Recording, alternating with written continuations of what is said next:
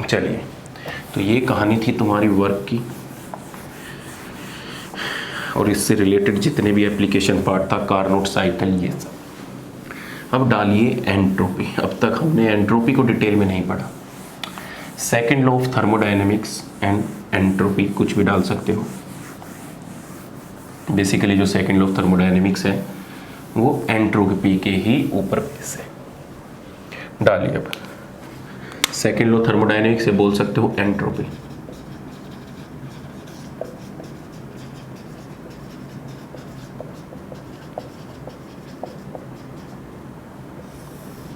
या तुम डाल सकते हो एंट्रोपी। देखो, सेकेंड लॉ जो थर्मोडायनेमिक्स है वो एंट्रोपी के बारे में बात करता है कि सेकेंड लॉ के अकॉर्डिंग होता क्या है कि जो इस यूनिवर्स में है ना, ये यूनिवर्स एक्सपेंड करता जा रहा है। तुमने बिग बैंग थ्योरी भी पढ़ी होगी। ये जो यूनिवर्स है कंटिन्यूसली एक्सपेंड करता जा रहा है। उसका रीज़न क्या है कि एंट्रोपी तुम्हारी कंटिन्यूसली इंक्रीज हो रही है। अब पहला क्वेश्चन तो ये आता है कि सर एंट्रोपी क्या होती है। तुमने बहुत बार पढ़ा है कि एंट्रोपी को हम डिसऑर्डरनेस या रेंडमनेस बोलते हैं। अरे बोलते हैं कि नहीं, रेंडमनेस या डिसऑर्डरनेस। इस बात का प्रूफ कैसे चला कि तुम्हें ये डिसऑर्डरनेस या रेंडमनेस एंट्रोपी को बोलते हैं? तो हमने लगाया थर्ड लॉ ऑफ थर्मोडायनेमिक्स। ये तुमने ये थर्ड लॉ ऑफ थर्मोडायनेमिक्स था, ये भी किससे आया था? स्टैटिस्टिकल से, कि S इज इक्वल टू होता है K ln W। W is equal to होता है नंबर ऑफ वेज। देखो, नंबर ऑफ वेज। सपोज करो कि अगर तुम्हारा सिस्टम है, लेट सपोज एनी सिस्टम है, एनी सिस्टम, और वो बिल्कुल ऑर्डर में है। अगर वो बिल्कुल ऑर्डर में होगा तो उसके लिए W इज इक्वल टू 1 हो जाएगा। तो W इज इक्वल टू 1 क्या रिप्रेजेंट कर रहा है कि जो तुम्हारा सिस्टम है कंप्लीटली ऑर्डर में है, राइट। अगर W इज इक्वल टू 1 हो गया तो S इज इक्वल टू क्या हो जाएगा? K ln 1। ln 1 क्या होता है? 0। और एंट्रोपी तुम्हारी क्या हो जाएगी? 0।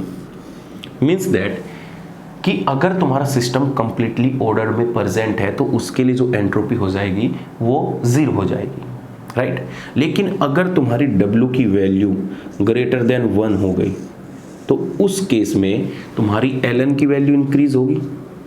अरे ln की वैल्यू इंक्रीज होगी कि नहीं? जैसे ही ln की वैल्यू इंक्रीज होगी तुम्हारी एंट्रोपी भी इंक्रीज होगी। मीन्स दैट कि तुम्हारे सिस्टम में रेंडमनेस आ चुकी है।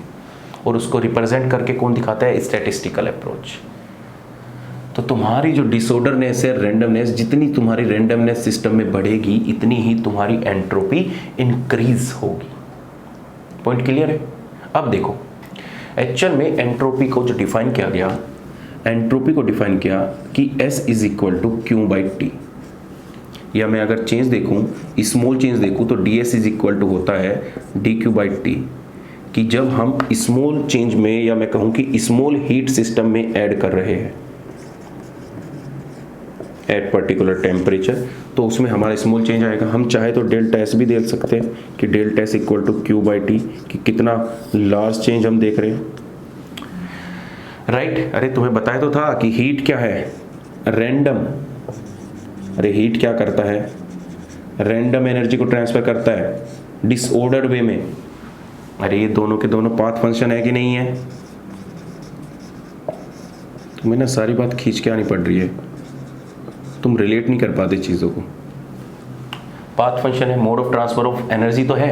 तो बेसिकली हम एनर्जी जब करेंगे तो हीट क्या करेगा भाई? वर्क डन क्या करता है? ऑर्डरली एनर्जी को ट्रांसफर करता है। लेकिन हीट क्या करता है? रैंडम एनर्जी को ट्रांसफर करता है डिसऑर्डर वे में। तो उससे एंट्रोपी इंक्रीज होगी। तो एंट्रोपी इज इक्वल टू क्या हो जाता है?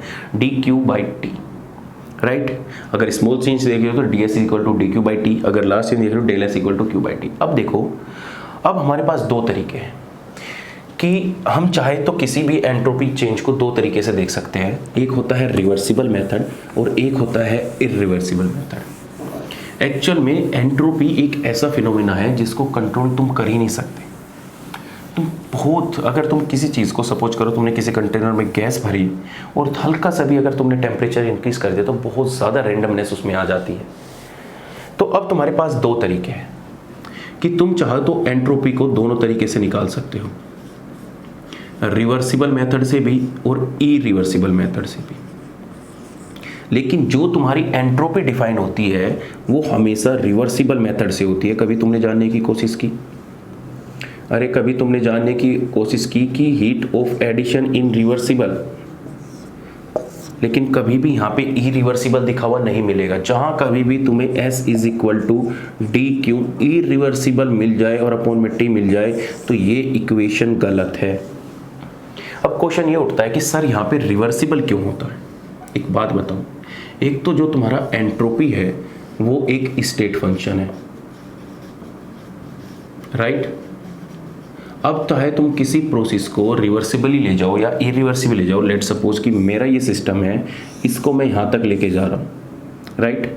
ये तुम्हारी क्या हो गई, इनिशियल पोजीशन हो गई, और ये तुम्हारी क्या हो गई, फाइनल पोजीशन हो गई। अगर इस प्रोसेस को मैं इनिशियल से फाइनल तक लेके जा रहा हूँ एक सिंगल स्टेप में, एक मैं सिंगल स्टेप में लेके गया इरिवर्सिबली, तो हम एंट्रोपी का चेंज स्टडी नहीं कर पाते।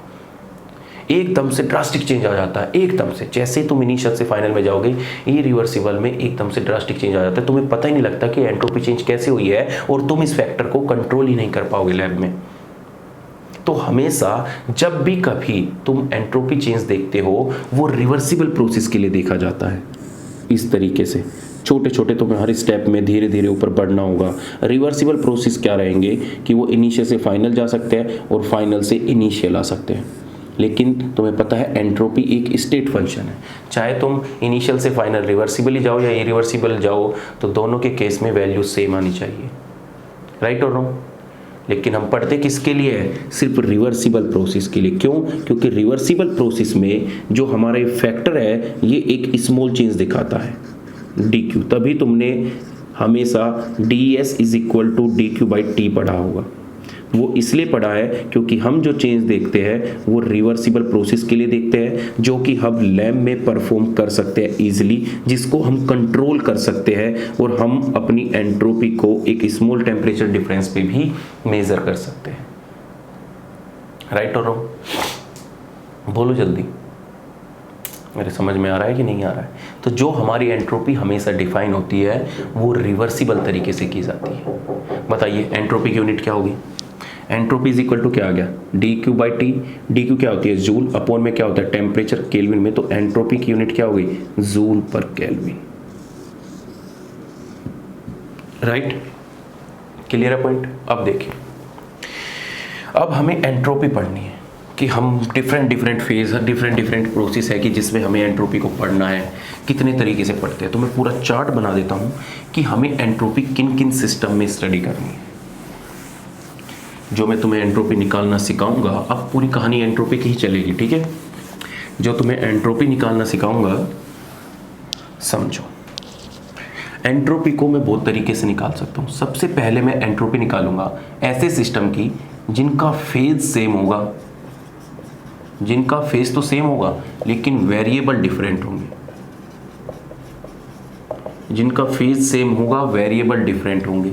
सेकंड, तुम्हें एंट्रोपी निकालनी सिखाऊंगा कि जिनका फेज डिफरेंट होगा, या मैं कह सकता हूं कि फेज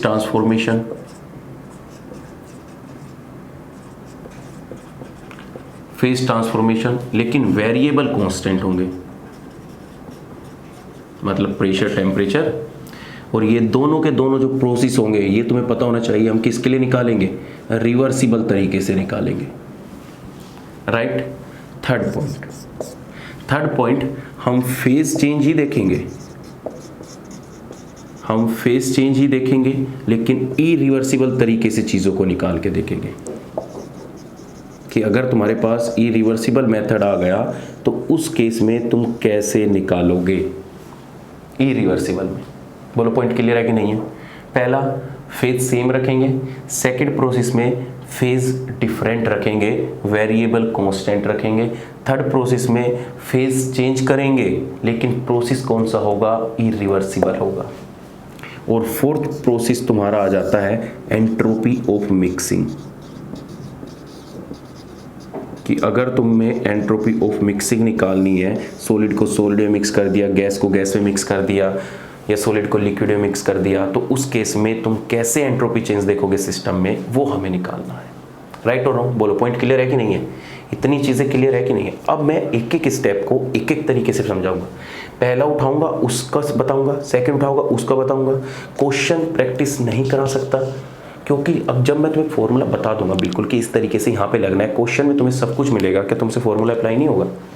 बोलो यस और नो। तो सबसे पहले हेडिंग डाल लो, फेज सेम है और वेरिएबल डिफरेंट है। क्या है कि फेज सेम है और तुम्हारे वेरिएबल डिफरेंट है। चलिए अब बात करते हैं। देखो लेट्स सपोज कि तो तुम्हारी कोई गैस है,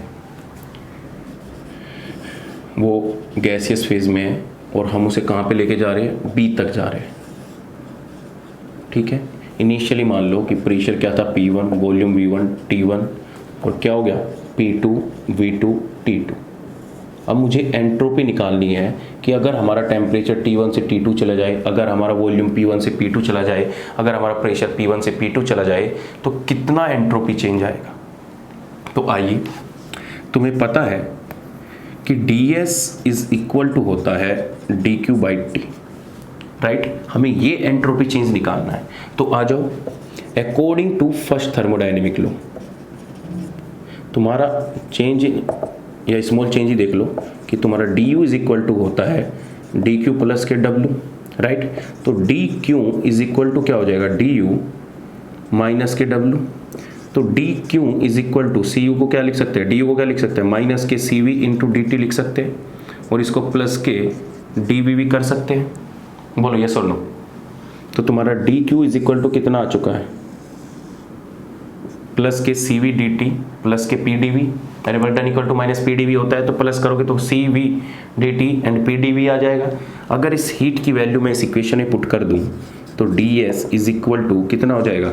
cv dt प्लस के pdv बाई t आ जाएगा, राइट और रॉन्ग? बोलो। अब देखो, ds is equal to cv dt by t आ जाएगा प्लस के p dv बाई t आ जाएगा कि नहीं आ जाएगा? बोलो बोलो, इतनी चीज़ क्लियर है कि नहीं है? राइट? अब देखो यहाँ पे p बाई टी है, लेकिन यहाँ पे है क्या? वॉल्यूम। तो हमें इस पूरी टर्म को p बाई टी को किस में चेंज करना पड़ेगा? एक वॉल्यूम के टर्म में चेंज करना पड़ेगा। तो आइए आइडियल गैस पे, तो तुम्हें पता है कि pv is equal to RT होता है। तो p by T is equal to कितना हो जाएगा? R by v। अरे हो जाएगा कि नहीं हो जाएगा? इसी पेज पे करना पड़ेगा मुझे, इसी बोर्ड पे सारा एक साथ में। देखो तो तुम्हारा ds इज इक्वल टू आ जाएगा cv dt by T plus के r by V r dv by V. बोलो, ये तुम्हारी बनी है जनरल इक्वेशन कि ds इज इक्वल टू तुम्हारा आ चुका है cv dt by T plus के r बाई वी dv। अगर तुम्हारे पास कोई लिमिट नहीं है, यहां से देखो, no limit is given, no limit is given, तो तुम्हारा change in ds is equal to हो जाएगा cv ln t प्लस के r ln v। अगर तुम्हारे पास कोई लिमिट गिवन नहीं है तो तुम्हारा चेंज इन एंट्रोपी हो जाएगा cv ln t ln v।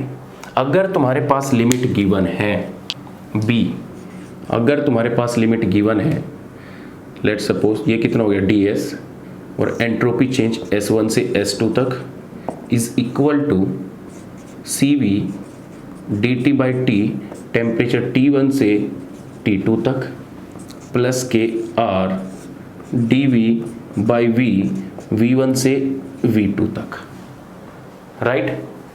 अब देखो ये कितना हो जाएगा? S2 माइनस के S1 इज इक्वल टू ये कितना हो जाएगा? cv ln T2 by T1 plus के R ln V2 by V1 हो जाएगा कि नहीं? तो मैं S2 माइनस S1 को क्या लिख सकता हूँ? डेल S लिख सकता हूँ कि नहीं लिख सकता? तो हमारा जो डेल्टा S चेंज आता है वो कितना है? CV ln T2 माइनस के T2 अपॉन में T1। लेकिन जो ये वैल्यू है only for 1 mole, only for 1 mole of gas, कि हमारे पास एक ही मोल गैस थी। अगर n नंबर ऑफ मोल के लिए और लॉग में इसकी वैल्यू लिखूं तो तुम्हारा CV कितना हो जाएगा? देखो ध्यान से, तो C V is equal to हो जाएगा 2.303 एन सी वी लोग T2 बाई T1 प्लस के 2.303 एन आर लोग V2 बाई V1। तो सबसे पहले तुम्हारा एंट्रोपी का फॉर्मूला ये आया है, और ये किसके लिए है? n number of mole gas के लिए।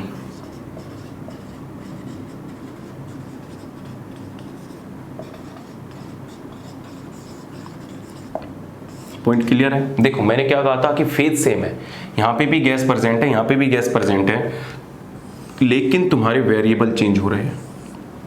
P1 V1 T1 से P2 V2 T2 जा रहा है। इसका मतलब हम किसी के बीच में रिलेशन निकाल सकते हैं। ये जो रिलेशन निकाला है टेम्परेचर वर्सेस वॉल्यूम का निकाला है। अब यहाँ से भी दो फॉर्मूले बन जाते हैं। भाई पहला रिलेशन क्या आ गया? देखो एंट्रोपी यहाँ पे अगर ln है तो यहाँ पे 2.303 नहीं है। ये छोटी छोटी मिस्टेक है जो तुम करते हो। यहाँ पे क्या है? 2.303, राइट। अब देखो सेकेंड, अगर वो चाहे वेरिएबल चेंज करा रहा है, अगर वो चाहे तो इन वेरिएबल को कांस्टेंट भी कर सकता है।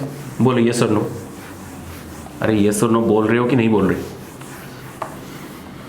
तो अगर वो बोल देता है कि एंट्रोपी फाइंड आउट करो at isothermal process, point A case first, कि अगर तुम्हारा टेम्परेचर इक्वल टू कांस्टेंट हो जाए या वो तुम्हें बोल दे आइसोथर्मल, तो उस केस में जब आइसोथर्मल हो जाएगा तो T2 is equal to T1 हो जाएगा और ln T2 by T1 is equal to 0 हो जाएगा। तो ओवरऑल आइसोथर्मल के लिए जो तुम्हारा एंट्रोपी चेंज आएगा कितना आ जाएगा? 2.303 NR log V2 by V1 आ जाएगा। बोलो यस और नो। सेकंड, अगर वो तुम्हें बोल दे at constant volume, at constant volume, तो एट कांस्टेंट वॉल्यूम तो V2 इक्वल टू V1 हो जाएगा, तो ln V2 by V1 equal to 0 हो जाएगा, राइट और रॉन्ग? तो तुम्हारा डेल S इक्वल टू कितना हो जाएगा? 2.303 n CV log T2 by T1। समझ रहे हो? बोलो पॉइंट क्लियर है कि नहीं है? तो तुम्हारा एंट्रोपी का रिलेशन क्या आ गया कि entropy is equal to 2.303 NCV log T2 minus T1। हमेशा क्वेश्चन में याद रखना, क्वेश्चन में गिवन क्या है। अगर टेम्परेचर वॉल्यूम का रिलेशन दे रखा है तो तुम्हारा ये फॉर्मूला लगेगा। तो जैसे मैंने कहा कि इसमें वेरिएबल चेंज होंगे, तो तुम्हारा एंट्रोपी के लिए भी तीन फॉर्मूले निकल के आएंगे अलग अलग। कौन से? कि या तो टेम्परेचर वॉल्यूम का आएगा, या टेम्परेचर प्रेशर का आएगा, या प्रेशर वॉल्यूम का आएगा। बोलो पॉइंट क्लियर है कि नहीं है? तो हमने किसका निकाल लिया? टेम्परेचर और वॉल्यूम का निकाल लिया। अब तुम कहोगे टेम्परेचर प्रेशर का कैसे निकालें? देखिए सबसे बड़ी मिस्टेक हम इसमें क्या करते हैं कि जब तुम्हें लगता है कि टेम्परेचर प्रेशर की बात की है तो तुम यहीं पे ही वॉल्यूम V2 बाई V1 को चेंज कर देते हो, जो कि गलत है। एक्चुअल में तुम इक्वेशन भूल जाते हो कि इक्वेशन कहाँ से स्टार्ट हुई है। इक्वेशन हुई है ds cv dt by T plus के r dv बाई v से। हुई है कि नहीं है? जब तुम्हारा रिलेशन एंट्रोपी के लिए प्रेशर और टेम्परेचर की फॉर्म में पूछे तो देखिए क्या चेंज आता है। सेकंड फॉर्मूला, जब तुमसे टेम्परेचर और प्रेशर की फॉर्म में रिलेशन पूछे तो किस तरीके से पूछेगा। देखो तुम्हारे पास क्या आ चुका है? तुम्हारे पास ये इक्वेशन आ चुकी है CV dt by T is equal to ds plus के, निकल के क्या आई थी वहां से? PdV, तो V dV बाई टी, ये तुम्हारी इक्वेशन थी, राइट और रॉन्ग? बोलो ठीक ही नहीं। अब देखो तुम्हें पता है कि PV is equal to RT होता है। अगर दोनों की तरफ मैं डिफ्रेंशिएट कर दूं, इस तरफ भी मैं डिफ्रेंशिएट कर दूं, तो हमारा क्या हो जाएगा? PdV प्लस के VdP is equal to RdT हो जाएगा कि नहीं हो जाएगा? पहले मैंने इस वैल्यू को लिखा था, P बाई टी को मैंने रिप्लेस किया था R बाई V से। अब मैं क्या करूँगा? इस dV को रिप्लेस करूँगा, तो हमारा जो dV है, dV इज इक्वल टू कितना हो जाएगा, आर डी टी माइनस के वी डी पी अपोन में कितना हो जाएगा, पी। बोलो पॉइंट क्लियर है कि नहीं है? अरे बोल दो पॉइंट क्लियर है कि नहीं है? तो हमारा डी वी कितना हो जाएगा, या पी डी वी की जगह डायरेक्ट इसको लिख लो, पी डी वी की जगह और छोड़ो, तो तुम्हारा पी डी वी डायरेक्ट कितना आ गया, आर डी टी माइनस के वी डी पी। तो मैं इस इक्वेशन को अगर इस इक्वेशन में पुट कर देता हूँ, अभी थोड़ा बोरिंग लग रहा होगा मुझे पता है, क्योंकि मैं सारे फॉर्मूले डिराइव कर रहा हूँ, डायरेक्ट भी लिख सकता हूँ, लेकिन कब तक डायरेक्ट लिखोगे। तो D S is equal to C V D T by T plus के, पी डी वी की जगह मैं क्या लिख सकता हूँ, आर डी टी माइनस के V D P by T कर सकता हूँ कि नहीं कर सकता, बोलो। तो D S is equal to कितना हो जाएगा, C V D T by T plus के R D T by T minus के we by T into D P. बोलो यस और नो। अब देखो D S is equal to मैं क्या कर सकता हूँ, सी वी प्लस के R D T by T कर सकता हूँ माइनस के v बाई टी को मैं क्या लिख सकता हूँ, बोलिए। v बाई टी को मैं क्या लिख सकता हूँ, v बाई टी को मैं लिख सकता हूँ r बाई पी। बोलो, अरे P V is equal to R R T होता है, तो इसको मैं क्या लिख सकता हूँ, r बाई पी, और यहाँ पे कितना आ जाएगा, D P, right. C P minus C V is equal to होता है r, तो C P is equal to हो गया सी वी प्लस के आर। तो यहाँ पे तुम्हारा रिलेशन क्या आ गया कि D S is equal to C P D T by T minus के R D P by P. This is your relation. तुम वहाँ पे अगर पहले वाले में P2 बाई P1 और V2 बाई V1 को रिप्लेस कर दोगे तो गलत हो जाएगा। जो तुम्हारा एंट्रोपी के लिए रिलेशन आएगा टेम्परेचर और प्रेशर की फॉर्म में, वो ये रिलेशन होगा। बस अब सिंपल सी कहानी है, फिर से रिप्लेस करो। इनको रफ कर देता हूँ क्योंकि ये तुमने लिख लिया होगा साइड में। देखो देखो कितना आ गया, ये आ गया। तो मैं क्या लिख सकता हूँ, जब तुम्हारे पास लिमिट है, विदाउट लिमिट, देखो अब तो तुम समझ ही गए हो। अगर तुम्हारे पास लिमिट गिवन है तो मैं क्या कर सकता हूँ, del S is equal to C P L N T two by T one, direct minus के कितना हो जाएगा, R L N P two by P one. बोलो पॉइंट क्लियर है कि नहीं है? ये किसके लिए है, 1 मोल के लिए। अगर मैं n नंबर मोल के लिए लिखूं, for n number of mole, तो for n number of mole के लिए तुम्हारा डेल एस इक्वल टू आ जाएगा, लॉग की फॉर्म में लिख देता हूं, 2.303 n C P log T2 by T1 minus के 2.303 NR log P2 by P1। बोलो पॉइंट क्लियर है कि नहीं है? तो तुम्हारा जो प्रेशर और टेम्परेचर का रिलेशन निकल के आता है, ये निकल के आता है n नंबर ऑफ मोल के लिए। अब इसमें 2 चीज़ें आ जाती है, फिर से वही सेम कहानी कि अगर तुम्हारा आइसोथर्मल टेम्परेचर कांस्टेंट है या फिर तुम्हारा आइसोबैरिक प्रोसेस है, प्रेशर इक्वल टू कांस्टेंट है, तो क्या हो जाएगा? तो सेम कहानी है, टेम्परेचर कांस्टेंट है तो ये वैल्यू नेगलेक्ट हो जाएगी और तुम्हारा डेल एस प्रेशर की फॉर्म में आ जाएगा माइनस के 2.303 NR log P2 by P1। तुम कैसे भी याद रख सकते हो, इस माइनस को अंदर भी ले सकते हो, माइनस को अंदर करोगे तो P1 बाई P2 आ जाएगा। क्लियर है पॉइंट? आइसोबैरिक के लिए क्या होगा, प्रेशर कांस्टेंट हो जाएगा, ये टर्म नेगलेक्ट हो जाएगी, तो तुम्हारा del S is equal to कितना आ जाएगा, 2.303 NCP log T2 by T1। बोलो, तो तुम्हारी सेकंड इक्वेशन प्रेशर और टेम्परेचर की फॉर्म में भी आ चुकी है। आ चुकी है कि नहीं आ चुकी? ये तुम्हारे हो गई सेकंड। वॉल्यूम टेम्परेचर बता दिया, प्रेशर टेम्परेचर बता दिया, अब लास्ट बचता है कि वॉल्यूम प्रेशर। इसको मैं तुम्हें डायरेक्ट ही बता देता हूँ, ठीक है? चलिए डायरेक्ट सुन लो। तीनों चीज़ बता दी तुम्हें, तो तुम्हारे लिए जो जनरल इक्वेशन होती है प्रेशर और वॉल्यूम की फॉर्म में एंट्रोपी के लिए, तो वो होती है D S is equal to, same कहानी है उसमें भी डी एस इक्वल टू वो करोगे तो C V D P by P plus के C P D V by V. जब तुम इसे इंटीग्रेट करोगे तो डेल एस इक्वल टू आ जाएगा C V L N P two by P one plus के C P L N V two by V one. Right, ये किसके लिए? 1 मोल के लिए।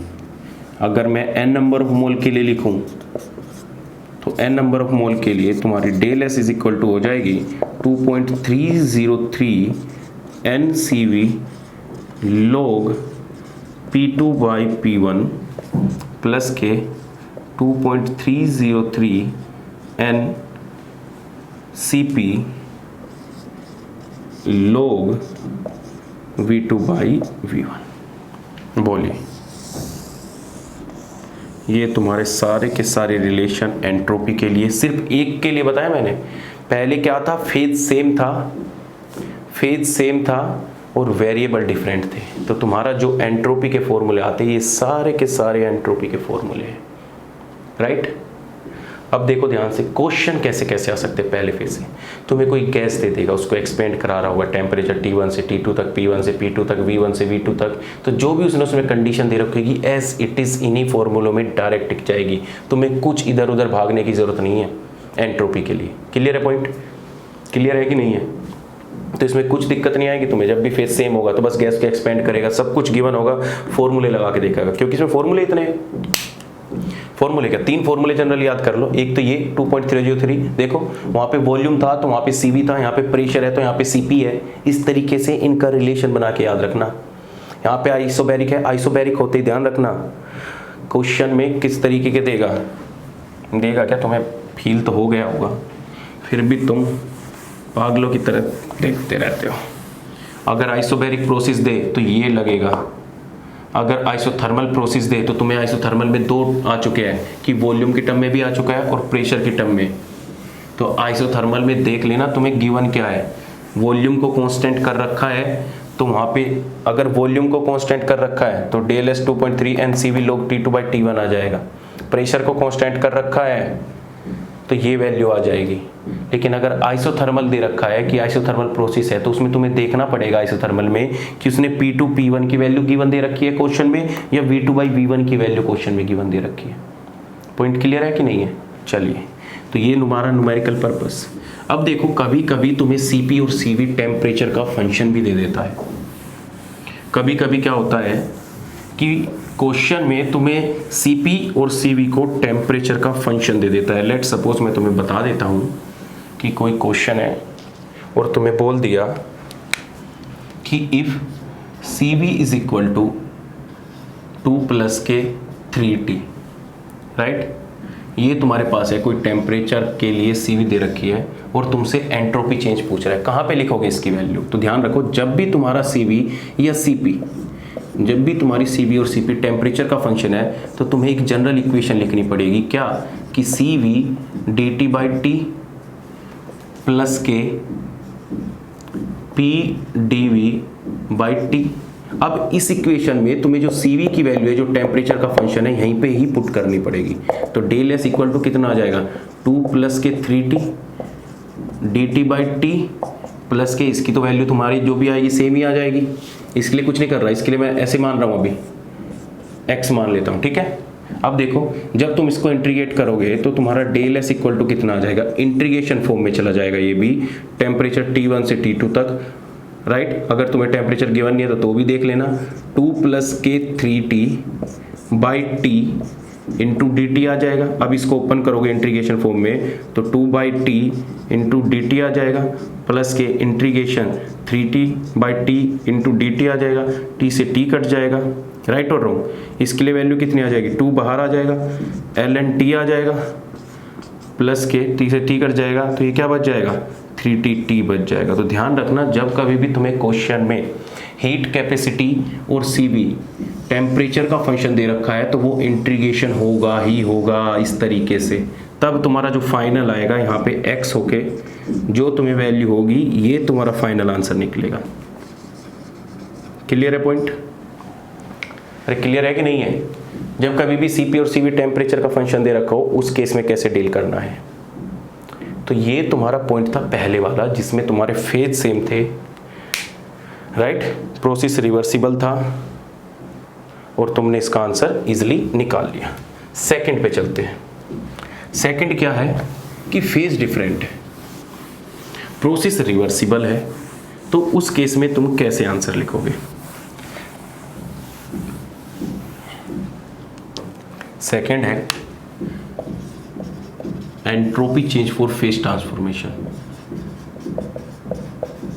Entropy change for phase transformation. देखो ध्यान से,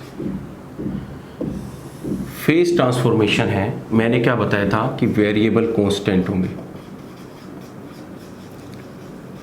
देखो ध्यान से, जब तुम्हारा फेज ट्रांसफॉर्मेशन है, वाटर का केस ले रहा हूं, तुम्हें कैसे पता लगेगा कि वो रिवर्सिबल मेथड है कि इरिवर्सिबल मेथड है। मैंने क्या बोला कि जब भी तुम एंट्रोपी निकालते हो वो रिवर्सिबल मेथड से निकालते हो, राइट और नो। अब देखो, जैसे तुम्हारे पास पानी है, H2O है, ये क्या है, लिक्विड, और मुझे इसको फेज चेंज करना है H2O को वेपर फॉर्म में, राइट। हमें पता है कि जो तुम्हारा TB होगा वो 100 डिग्री सेल्सियस होगा और यहाँ पे भी तुम्हारा 100 डिग्री सेल्सियस ही होगा। बोलो यस और नो। यहाँ पर जो प्रेशर होगा वो 1 atm पे ही होगा, 100 डिग्री सेल्सियस। यहाँ पे भी किस पे होगा, 1 atm में। तो ऐसे प्रोसेस जिसमें तुम्हारा टेम्परेचर और प्रेशर है वो सब कुछ वेरिएबल कांस्टेंट है, बस फेज ट्रांसफॉर्मेशन हो रहा है। सिर्फ क्या हो रहा है, फेज ट्रांसफॉर्मेशन। इस प्रोसेस को हम बोलेंगे रिवर्सिबल प्रोसेस, राइट और रॉन्ग। अगर मैं इस क्वेश्चन को ऐसे लिख देता हूं, देखो ध्यान से कैसे लिख देता हूं कि तुम्हारा H2O है वो लिक्विड है और फेज ट्रांसफॉर्मेशन हो रहा है H2O से वेपर फॉर्म में। तुम्हारा टेम्परेचर है TB, वो क्या है, 100 डिग्री सेल्सियस है। यहाँ पे भी क्या है, 100 डिग्री सेल्सियस है और प्रेशर दे दिया तुम्हें 2 atm। यहाँ पे भी क्या दे दिया, 2 atm। अब जो ये तुम्हारा प्रोसेस है अब इरिवर्सिबल नहीं है, ये जो तुम्हारा प्रोसेस है अब रिवर्सिबल नहीं है, ये प्रोसेस तुम्हारा इरिवर्सिबल हो चुका है। क्यों? क्योंकि मैंने पहले ही बोला था कि जब फेज ट्रांसफॉर्मेशन देखोगे तो उसमें वेरिएबल चेंज नहीं होने चाहिए। अगर वाटर का बॉइलिंग पॉइंट 100 डिग्री सेल्सियस है तो उसका प्रेशर 1 atm होना चाहिए। अगर तुमने प्रेशर को चेंज कर दिया तो तुम्हारी डेफिनेटली बात है वेरिएबल को चेंज कर दिया, और जब वेरिएबल को चेंज कर दिया तो इसके लिए तुम सेम फॉर्मूला अप्लाई नहीं कर सकते। तो सबसे पहले तुम्हें यही समझना पड़ेगा कि एक्चुअल में रिवर्सिबल प्रोसेस क्या है। तो दो तरीके से तुम्हें, 3 तरीके से रिवर्सिबल प्रोसेस मिल सकते हैं कि ए जो तुम्हारा सॉलिड है वो लिक्विड में जा सकता है, राइट। अगर तुम्हारा कोई सॉलिड लिक्विड में है तो उसका जो मेल्टिंग पॉइंट है TM और TM एट पर्टिकुलर टेम्परेचर, यहाँ पे भी P होना चाहिए और यहाँ पे भी P होना चाहिए, तभी तुम्हारा प्रोसेस रिवर्सिबल होगा। लेट्स सपोज कि अगर तुम्हारा पानी है, H2O है सॉलिड से H2O लिक्विड में जा रहा है, तो यहाँ पे जो तुम्हारा मेल्टिंग पॉइंट होता है वो 0 डिग्री सेल्सियस है, तो यहाँ पे भी 0 डिग्री सेल्सियस है। अब जो तुम्हारा फेज ट्रांसफॉर्मेशन 0 डिग्री सेल्सियस है, टेम्परेचर जो फिक्स है, ये कब आता है कि जब तुम्हारा प्रेशर 1 atm हो और जब तुम्हारा प्रेशर इक्वल टू 1 atm हो। तो जो ये प्रोसेस होगा ये हमारा रिवर्सिबल होगा। क्या है, प्रेशर कांस्टेंट है कि नहीं है। अब देखो ध्यान से, रिवर्सिबल इरिवर्सिबल समझ में आया कि जिस टेम्परेचर पे तुम ट्रांसफॉर्मेशन कर रहे हो वो एक पर्टिकुलर टेम्परेचर होता है, एक पर्टिकुलर टेम्परेचर पर ही तुम्हारा फेज ट्रांसफॉर्मेशन होता है और उसके लिए एक प्रेशर की वैल्यू होती है। अगर तुमने प्रेशर चेंज कर दिया, उसकी नॉर्मल कंडीशन से प्रेशर चेंज कर दिया, तो वो प्रोसेस इरिवर्सिबल हो जाएगा। समझ रहे हो मेरी बात। तो सबसे पहले रिवर्सिबल चेक करना सीख लो कि रिवर्सिबल चेक कैसे करते हैं। जो यहाँ पे मेल्टिंग पॉइंट है, पर्टिकुलर प्रेशर वो सेम होना चाहिए, जो यहाँ पे है वही यहाँ पे होना चाहिए। अगर तुम्हारे सामने देखो यहाँ पे कितना था, 2 atm। अगर तुम्हारे पास इस तरीके से पानी आ जाए, इस तरीके से तुम्हें पानी लिख के दे दे कि H2O सॉलिड है और उसे लिक्विड में कन्वर्ट करना है, H2O लिक्विड में तुम्हारे पास जो टेम्परेचर है -10 डिग्री सेल्सियस है और यहाँ पे भी -10 डिग्री सेल्सियस है, प्रेशर इक्वल टू 1 atm ही है और यहाँ पे भी 1 atm है। तो ये तुम्हारा रिवर्सिबल मेथड नहीं है, क्योंकि 10 डिग्री सेल्सियस पर तुम्हारा सॉलिड और लिक्विड नहीं हो सकता। तो ये इरिवर्सिबल मेथड है, तो इसके लिए तुम फॉर्मूला यूज नहीं कर सकते, इसके लिए नो फॉर्मूला यूज। इनका अलग मेथड होता है कैसे निकालते हैं। जैसे जैसे सीक्वेंस में आगे बढ़ता चला जाऊंगा तुम्हें हर चीज़ पता लगती चली जाएगी। क्लियर है? अब देखो ध्यान से कि तुम्हारा प्रेशर है कांस्टेंट। जब भी तुम कोई ट्रांसफॉर्मेशन दोगे तो पर्टिकुलर कुछ ना कुछ एंथैल्पी देनी पड़ेगी। जैसे लिक्विड से तुम वेपर में कन्वर्ट गए हो तो डेल्टा एच वेपराइजेशन देना पड़ेगा। और तुम्हें बहुत अच्छे से पता है कि at constant pressure heat is equal to हो जाती है एंथैल्पी। बोलो, हो जाती है कि नहीं? कि जो तुम्हारी हीट है वो एंथैल्पी के इक्वल हो जाती है। और जब तुम्हारी एंथैल्पी के इक्वल हो गई तो तुम्हारा एंट्रोपी के लिए फॉर्मूला क्या हो जाएगा? बोलो जल्दी। अरे तुम्हारा एंट्रोपी के लिए फॉर्मूला क्या हो जाएगा? तो तुम्हारा एंट्रोपी के लिए फॉर्मूला हो जाएगा delta S is equal to enthalpy upon में टेम्परेचर। तो तुम्हारा जनरल क्या फॉर्मूला बन गया फेज ट्रांसफॉर्मेशन में कि तुम्हारी del S is equal to delta H upon में टी। ये कब लगेगा? जब तुम्हारा फेज ट्रांसफॉर्मेशन हो रहा होगा। अब देखो ध्यान से केस नंबर फर्स्ट कि अगर तुम्हारा, चलो मैं वाटर के केस में बता देता हूँ कि अगर तुम्हारा सॉलिड से H2O लिक्विड की तरफ जा रहा है, राइट, तो इसके लिए हमें क्या चाहिए? डेल्टा एच फ्यूजन चाहिए। प्रेशर होगा हमारा 1 atm होगा और टेम्परेचर तुम्हारा 0 डिग्री सेल्सियस। ये भी टेम्परेचर तुम्हारा 0 degree Celsius. Pressure equal to कितना होगा? 1 atm और यहाँ पे प्रेशर इज इक्वल टू कितना होगा? 1 atm।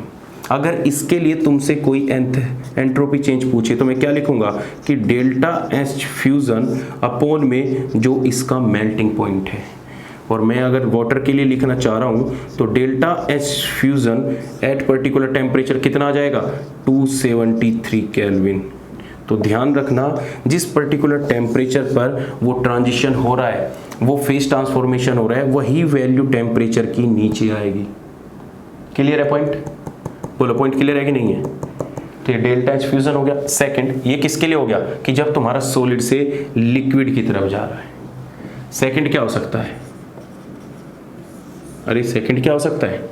कि जब तुम्हारा H2O लिक्विड से वेपर की फॉर्म में जा रहा हूं, राइट, वेपर की फॉर्म में जाएगा तो मैं यहाँ पे क्या लिखूंगा? TB लिखूंगा। यहाँ पे प्रेशर कितना होगा? 1 atm। हर क्वेश्चन में तुम्हें गिवन होगा तो यहाँ पे भी TB होगा, राइट, यहाँ पे भी प्रेशर कितना होगा? 1 atm। तो इसके लिए डेल्टा एस वेपराइजेशन, इसको बोलते हैं डेल्टा एस वेपराइजेशन, इसको बोलते हैं डेल्टा एस फ्यूजन। तो डेल्टा एस वेपराइजेशन कितना हो जाएगा? डेल्टा एच वेपराइजेशन अपॉन में कितना आ जाएगा? TB आ जाएगा। राइट और wrong? Case number third, case number third में क्या हो सकता है कि जो तुम्हारा H2O है सॉलिड, डायरेक्ट H2O गैस में कन्वर्ट हो सकता है, राइट। तो जब गैस में कन्वर्ट हो जाएगा तो यहाँ पे कुछ ना कुछ सब्लिमेशन टेम्परेचर होगा TST। तो मैं इसको क्या लिख सकता हूँ? Delta S sublimation is equal to delta H sublimation upon में TST। बोलो पॉइंट क्लियर है कि नहीं है? सेकंड के लिए जब तुम्हारा फेज ट्रांसफॉर्मेशन हो रहा है। अब देखो ध्यान से, तुम्हें पता है कि सबसे ज़्यादा जो तुम्हारी एंट्रोपी होती है वो गैस की होती है, फिर तुम्हारी लिक्विड की होती है और फिर तुम्हारी सॉलिड की होती है, राइट और रॉन्ग?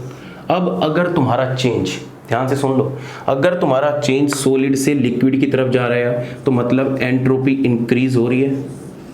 और अगर तुमसे पूछ लेता है कि लिक्विड से सॉलिड आने में क्या एंट्रोपी होगी तो delta heat of fusion negative हो जाएगी। और जब delta heat of fusion negative हो जाएगी तो तुम्हारी एंट्रोपी भी नेगेटिव आएगी। तो इस बात को ध्यान रखना, पॉजिटिव नेगेटिव लगाते टाइम कि हर जगह एंट्रोपी को पॉजिटिव ही कर दो। अगर प्रोसेस फेवरेबल है, आगे की तरफ जा रहा है, सॉलिड से लिक्विड जा रहा है, लिक्विड से गैस जा रहा है, तो उस केस में तुम्हारी एंट्रोपी इंक्रीज होगी। लेकिन इन्हीं प्रोसेस को अगर तुम रिवर्स चलाने लगोगे कि गैस से लिक्विड और लिक्विड से सॉलिड, तो तुम्हारी एंट्रोपी डिक्रीज होती चली जाएगी। बहुत पॉइंट क्लियर है कि नहीं है? तो सबसे ज्यादा किसके लिए होती है? गैस के लिए, फिर लिक्विड के लिए और फिर सॉलिड के लिए होती है। तो तुम्हारे जो डेल्टा एस वेपराइजेशन से पूछे जाएंगे तो बस इतने ही क्वेश्चन पूछे जा सकते हैं। बोलो पॉइंट क्लियर है कि नहीं है? क्लियर है? अब चलिए आगे बढ़ते हैं। थर्ड केस, थर्ड नहीं, पहले इसमें समझो कि डेल्टा एस वेपराइजेशन एक रूल होता है, टोरेंट रूल। उस रूल के अकॉर्डिंग क्या कहता है कि those liquid which do not show hydrogen bonding and having boiling point is greater than 150 Kelvin, we can directly find out the delta S vaporization। Heading डालो और टोरेंट रूल लिखो। देखो ध्यान से, एक रूल होता है टोरेंट रूल।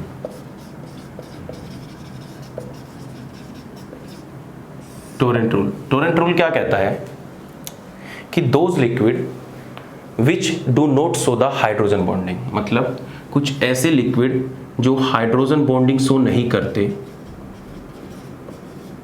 लिख लेना हिंदी में जैसे भी, and having boiling point greater than 150 kelvin, we can directly find out the delta S vaporization। तो डेल्टा एस वेपराइजेशन के लिए उन्होंने फॉर्मूला दिया 10.5 R कि डेल्टा एस वेपराइजेशन उनके लिए डायरेक्ट निकाल सकते हैं 10.5 R। अगर मैं इसको निकालना चाहूँ कि डेल्टा एस वेपराइजेशन ऐसे लिक्विड के लिए कितनी होगी, 87 जूल पर केल्विन पर मोल। अगर इसकी मल्टीप्लाई करोगे तो कितना आ जाएगा, 87 जूल पर केल्विन पर मोल। अब ऐसे लिक्विड कौन से होते हैं जिनका boiling point greater than 150 kelvin हो, ये तुम्हें क्वेश्चन में होगा। और कौन से हाइड्रोजन बॉन्डिंग शो नहीं करते, जैसे बेंजीन हुआ C6H6, ये कोई हाइड्रोजन बॉन्डिंग शो करता है, नहीं करता। जैसे तुम्हारा टोलरीन हुआ, ये कंपाउंड, जैसे तुम्हारे पास टोलरीन हुआ, ये ऐसे ऐसे कंपाउंड है जो डायरेक्टली हम टोरेंट रूल से निकाल सकते हैं। ध्यान रखना कंडीशन क्या है कि ऐसे लिक्विड जिनका boiling point greater than 150 kelvin temperature हो, साथ ही कोई हाइड्रोजन बॉन्डिंग शो ना करता हो, तो उनके लिए जो डेल्टा एस वेपराइजेशन होगी सारे लिक्विड के लिए कितनी होगी, 87 जूल पर केल्विन पर मोल होगी। क्लियर है पॉइंट? बस ये कहानी थी। बस दूसरी बात याद क्या रखनी है कि जो ये टोरेंट रूल है ना, ये जो टोरेंट रूल है जो तुम लगा देते हो, only valid for vaporization, only valid for vaporization process, सिर्फ वेपराइजेशन में ही लगेगा। सब्लिमेशन या फिर फ्यूजन में कभी भी टोरेंट रूल मत लगा देना, चाहे लिक्विड कोई भी, उससे कोई फर्क नहीं पड़ेगा, क्योंकि उनके लिए ये रूल लगता ही नहीं है। तो उनके लिए ये रूल मत लगा देना। सिर्फ टोरेंट रूल किसके लिए है, सिर्फ वेपराइजेशन के लिए। चलिए एक क्वेश्चन बताइए वेपराइजेशन पे। चलिए क्वेश्चन लिखिए, अब बहुत टाइम हो गया, क्वेश्चन नहीं कराया तुम्हें।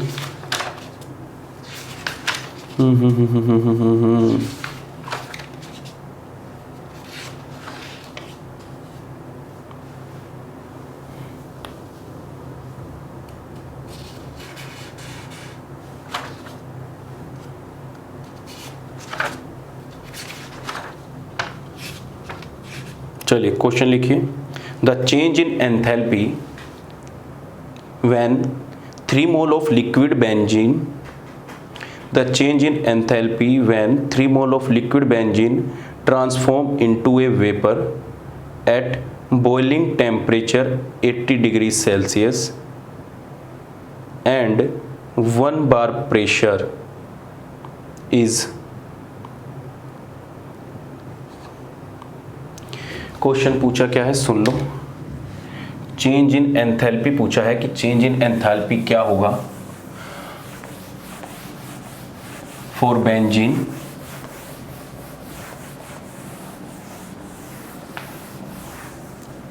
देखो क्वेश्चन क्या पूछा है। क्वेश्चन पूछा है what is the change in enthalpy. Change in enthalpy पूछा है, बॉइलिंग पॉइंट तुम्हें दे रखा है 80 डिग्री सेल्सियस, नंबर ऑफ मोल तुम्हें दे रखे है 3 मोल, राइट, और कंपाउंड दे रखा है C6H6 बेंजीन की, इसके लिए एंथैल्पी चेंज क्या होगा? सिंपल सी बात है, मैंने क्या कहा था कि जिसका बॉइलिंग पॉइंट 150 केल्विन से ग्रेटर हो उनके लिए डायरेक्ट टोरेंट रूल लग जाता है।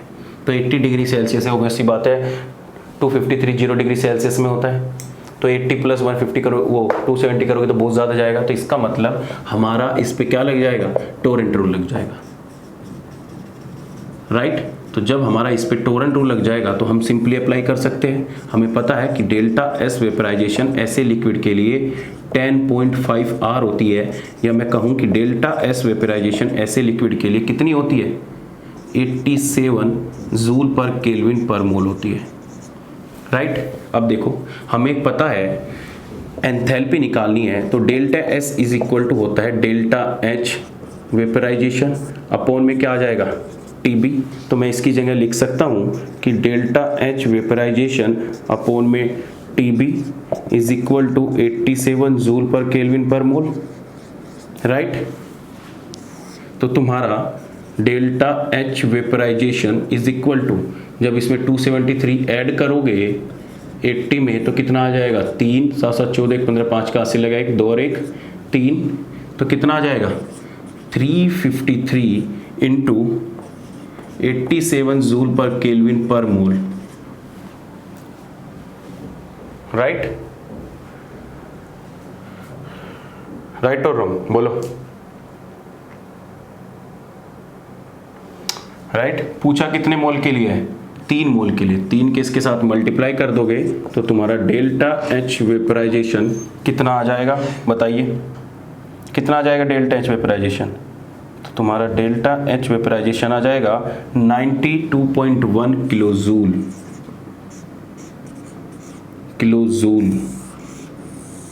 ध्यान रखना टोरेंट रूल, कभी भी जिस क्वेश्चन में उसने डायरेक्ट एंथैल्पी पूछी हो तो देख लेना उसमें वेपराइजेशन के लिए हमेशा रूल अप्लाई कोशिश करना कि टोरेंट रूल।